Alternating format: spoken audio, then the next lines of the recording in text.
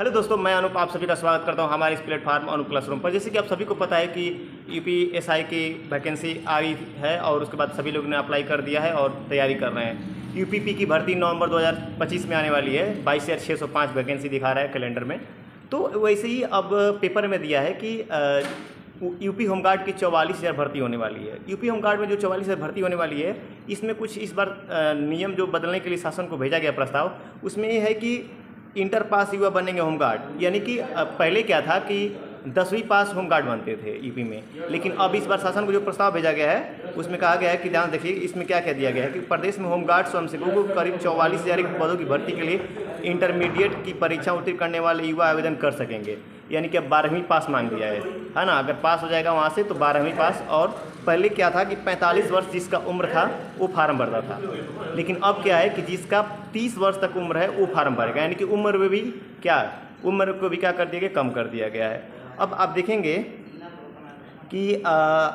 कि पुरुषों का जो दौड़ होगा, जो पुरुष का दौड़ होगा ना, उसमें दिया गया है कि 25 मिनट में 4.8 यानी कि 4800 मीटर का होगा दौड़ होगा। जिस तरफ उत्तर प्रदेश पुलिस का रनिंग में क्या है कि 48 मीटर दौड़ेंगे क्या 25 मिनट में, वैसे ही होमगार्ड में भी इसको क्या कर दिया गया है। और जैसे आप देखेंगे कि यूपीपी में क्या हुआ था, अभी भर्ती हुई है, उसमें क्या हुआ, जो हम लोग के साथ भर्ती हुई जो महिला कांस्टेबल हैं, तो उनका क्या हुआ कि जो उनका 14 मिनट में 2400 मीटर 14 मिनट में 2400 मीटर उनको भी दौड़ना था। तो वैसे ही क्या किया गया, होमगार्ड में भी वैसे ही किया जाएगा रनिंग के लिए 14 मिनट में 2400 मीटर महिलाओं के लिए। आप देखेंगे कि परीक्षा की दौड़ नहीं करना हो, इसमें असफ और आने वाली दौड़ के चयन परीक्षा से बाहर कर दिए, तो बात है, ठीक है ना। एग्जाम भी होगा इसमें, आप सभी को मालूम होगा। और जल्द होगा एनरोलमेंट बोर्ड का गठन। आपको पता है कि बैठक में मुख्यमंत्री की सहमति के बाद भर्तियों के लिए जल्द एनरोलमेंट बोर्ड का गठन किया जाएगा। इसके तहत आईजी होमगार्ड को बोर्ड का अध्यक्ष, डीआईजी को उपाध्यक्ष और वरिष्ठ स्टाफ अधिकारी को सचिव, वित्त नियंत्रक एवं मंडलीय कमांडेंट स्तर के 2 अधिकारियों और आपदा जोखिम न्यूनीकरण पृष्ठभूमि वाले अधिकारियों को सदस्य बनाया जाएगा। तो ऐसे किया जाएगा।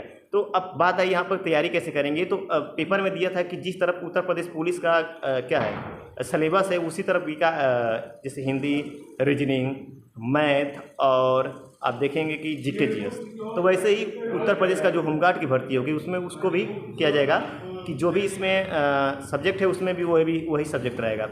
तो आप सभी को बता दूं कि अगर आप तैयारी कर रहे हैं तो मन से कीजिए। आपको मालूम है कि जैसे कि मेरे को एक लड़का आज कॉल किया था कि पीलीभीत का लड़का था, तो उसने कन्फ्यूजन में था भाई कि यूपीएसआई का फॉर्म डाल दिया है और अरे आप देखेंगे तो उसका भी आ रहा है क्या, दिल्ली पुलिस का भी फॉर्म आया है तो वो डाल रहा है, तो वो थोड़ा कन्फ्यूजन में था, ठीक है।